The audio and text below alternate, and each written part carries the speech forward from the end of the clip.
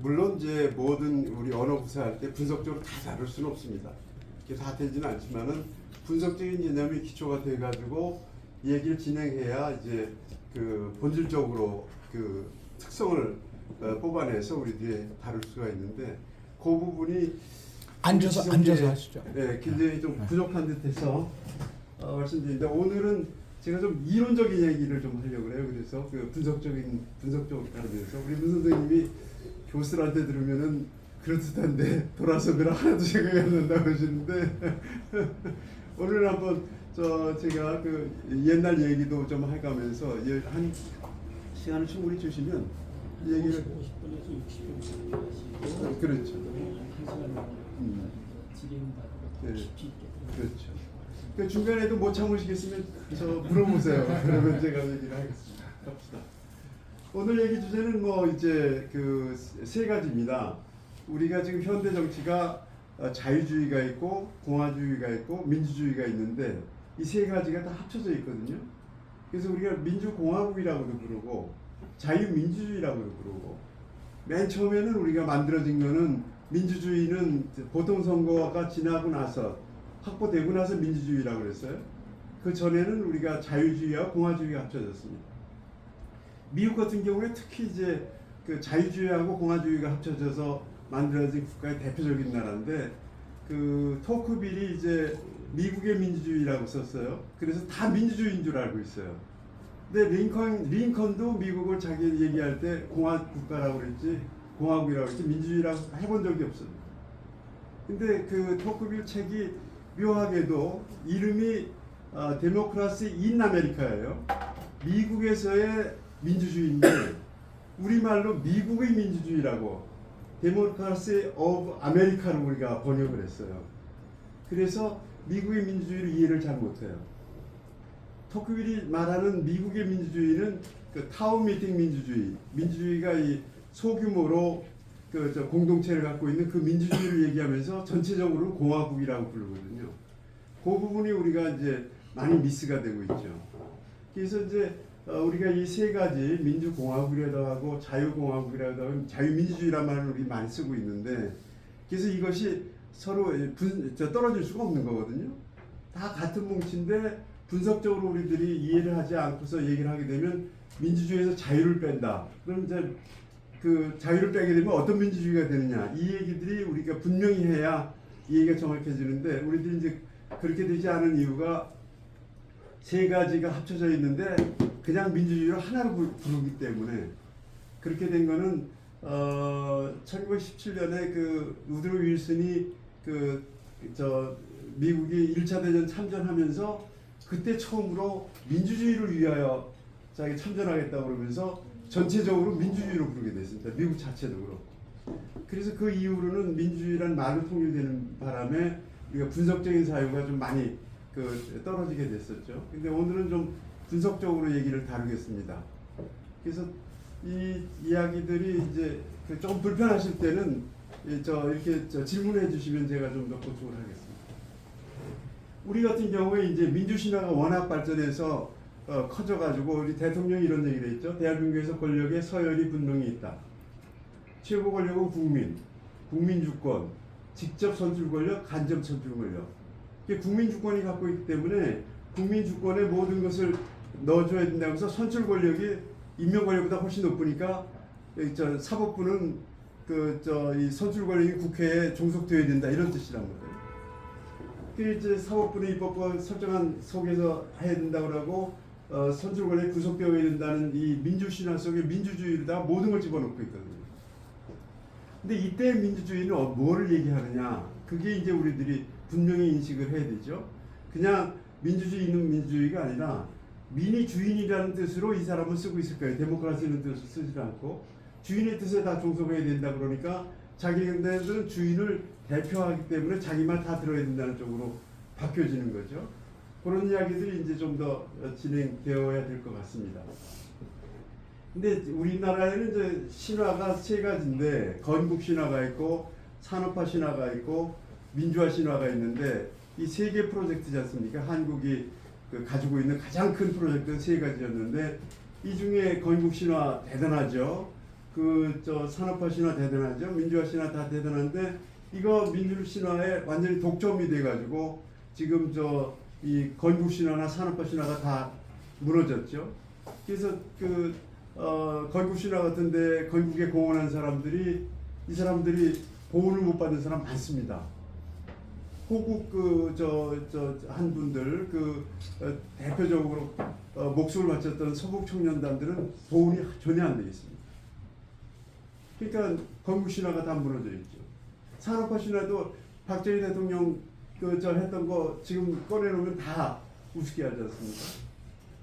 이런 부분이 이제 우리 쪽에서 이제 굉장히 문제가 된다고 보여요. 다 민주 신화로만 해가지고 지금 이제 그 광주 그것을 헌법에 넣는다고 그러는데 전에 우리 토론을 많이 했지 않습니까?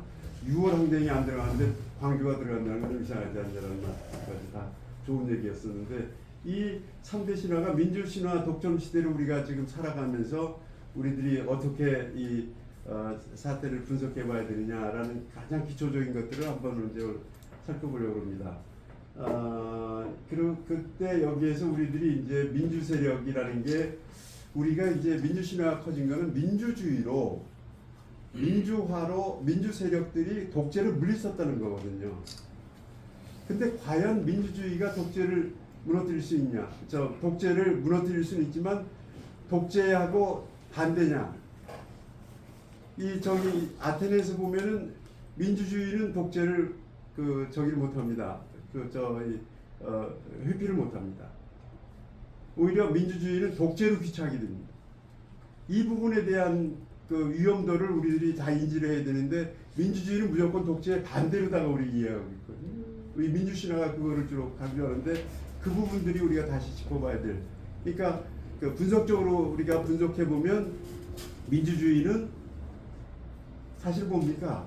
민이 지배한다는 거는 민이 지배한다는 거하고 법이 지배한다는 거하고 어떻게 다른지 아십니까?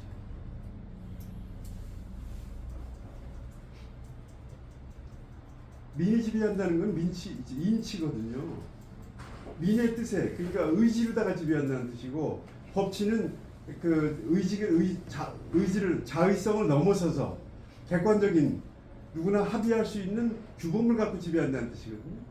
그러니까 민주주의는 결국은 그 자의성이 나중에 발휘가 되면 독재가 되는 거죠. 그래서 이제 이 부분이 우리들이 그 염두에 두지 않고 민주주의는 반드시 독재하고 반대 개념으로 우리가 이해하고 있는 이 부분들이 무너져야 된다고 생각이 듭니다. 제가 이제 애널리틱 컨셉으로 이제 이 말씀을 드려야 될 텐데 이 부분들이 이제 우리들이 신문이나 일상대에서는 되게 혼용해서 쓰고 있는데 대체적으로 디스커버리 컨셉이 더 그 많게 쓰고 있어서 우리들이 좀 주의를 좀 해보려고 합니다. 자, 우리 헌법 제1조 민주공화국 오늘 이 얘기를 주로 해나가려고 합니다. 그 여기 이제 몽테스키에인데 이 옆 얼굴 보면 사상가 같은데 이 앞 얼굴을 보면 굉장히 제사꾼 같아요, 이분이. 공화주의에 대해서 우리가 관심을 갖게 만든 위대한 사람, 이 이제 현대 와서는 몽테스키에고 그 고대 때에는 폴리비우스라고 있습니다. 그 두 사람이 공화주의를 불러낸 사람들이죠, 우리 지성계. 여기에 이제 몽테스키에는 근대에 불러냈는데 이분은 어느 나라에서 했냐면 절대 왕정의 나라에서 했어요. 그 폴리비우스는 그리스 사람이거든요. 그 민주주의를 했던 나라에서 이 로마를 불러냈습니다. 그래서 인식의 차이가 많이 큽니다. 그 폴리비우스하고 몽테스키에가. 몽테스키에 우리가 이제 민주공화국을 주로 보게 되면 처음부터 보면 우리 강경선 교수님 오셨나요? 여기 전통적인 이해가 민주는 정체고 공화는 국체라고 혹시 선생님 우리 배웠었잖아요, 그렇죠? 이렇게 법학회에서 이러고 정치학계에서도 우리 이극찬 교수라고 정치학 개론 베스트셀러 쓴 분이 이거를 하셨는데 이게 일제시대부터 나온 이야기인데 이게 왜 이렇게 나왔냐면 이게 몽테스키에 때문에 나왔어요. 몽테스키에가 이게 자기 나라가 절대 왕정이잖아요. 몽테스키에가 그 정치 체제를 분류할 때 가장 유명한 게 아리스토텔레스가 한 군주정, 그다음에 집단이 한다고 해서 귀족정, 그다음에 민주정, 다수들이 지배한다고 해서 이게 우리한테 가장 유명하지 않습니까? 그걸 이제 그 민주주의 나라였던 곳에서 분류했었던 가장 숫자로 하는 건데, 이 양반은 자기 전제 군주정에서 해가지고 이 사람은 어떻게 했냐면 왕이 있는 체제하고 없는 체제를 갈랐어요. 왕이 있는 체제하고 없는 체제니까 왕이 없는 체제는 공화국이고 왕이 있는 체제는 군주국인데, 군주국이 이제 법 아래 법을 지키는 군주국은 좋은 군주국이고, 그 전제국 법 위에 왕이 법 위에 있는 나라. 왜냐하면 이제 자기 나라는 좀 좋은 나라로 묘사를 해야 되니까, 그 자기 나라는 이제 프랑스는 군주국이라고 그랬고, 그 왕이 법을 지킨다는 거죠. 그래놓고 왕이 법을 안 지키고 법 위에 있는 나라를 전제국이라고 해서 그건 터키를 얘기했어요. 오스만 터키. 근데 사실 그 프랑스도 이 군주국이라고 볼 수 없죠. 절대 왕정이었으니까 법을 프랑스는 더더구나 영국하고 달리 법을 굉장히 무시했던 나라인데, 그래도 자기 나라니까 이렇게 보았는 모양이에요. 이렇게 해서 군주국을 둘로 나눠서 전제국 저기라고 하고 군주국 보고, 왕이 없는 나라를 공화국이라고 그랬습니다. 그러니까 이제 국가 체제는 세 가지인 거죠. 전제국, 군주국, 공화국. 그러니까 우리는 그 공화국은 국채라고 한 거죠, 이거는.